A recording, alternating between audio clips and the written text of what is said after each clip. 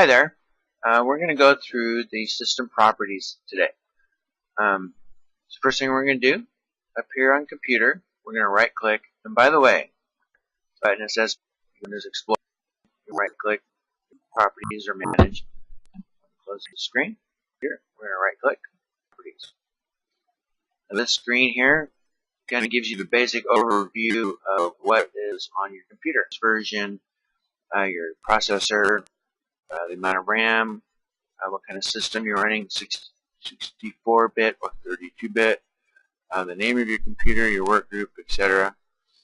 And these links over here, control panel, of course, take you to your control panel. Device manager, we'll explain in a different video clip. These next three will pull up the same window, a tab on the same window. So we're just going to hit remote settings, and we're going to start with that. Close this window. Alright, the remote tab has remote assistance, and what this is for is so someone else from another computer can access your computer and they can see your screen and work your computer. In other words, access to your computer is the bottom line. And some tech support people will do this. If you call a tech support and you need help and don't know what to do, they'll want access to your computer, and this is where you do it. If you're not doing that, this needs to be turned off, because this is letting people have access to your computer. So the less access you have, the less chance you have of somebody hacking your computer. The next one is system protection. And this is system restore. And although mine is off, you should have yours on. And this is what it's for. Install a program driver thing, or you just do some sort of install or change to your computer. The computer will create a restore point in case whatever you do screws up your computer and things start working wrong and you start having problems. You can go to this restore point and we'll back up the computer to if we're having problems. And there'll be several restore points on the computer every time it does the Windows update, which will be another video, and you should have always Windows update should always be turned on. But every time it'll do a Windows update, it'll create a restore point in case something goes wrong. Anyways, next one, setting. Most computers nowadays should be able to run these with all these turned on. It's been quite a while since there was a computer that couldn't do this, so you don't have to worry about that. Advanced tab. You always want this to be programs. This gives priority to the processor.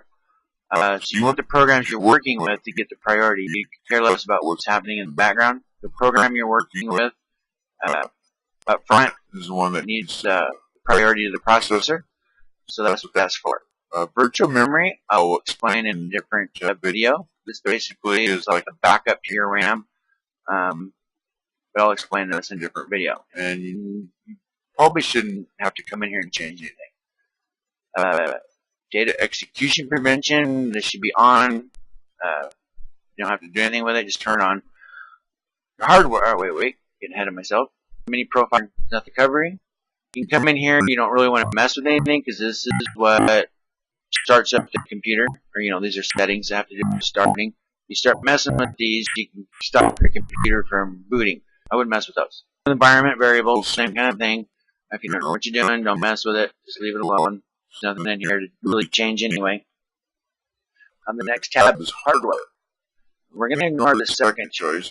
Device manager is going to also be a different video clip. This is where all of your physical hardware is really connected to the computer, your video card, your sound card, your processor, or your monitors, everything you see listed here is a physical device. And the computer name tab. The description, you don't have to put anything if you don't want to. But you see here where it says full computer name and work group. Down here where it's changing, you can change that. You put whatever name you want, doesn't matter.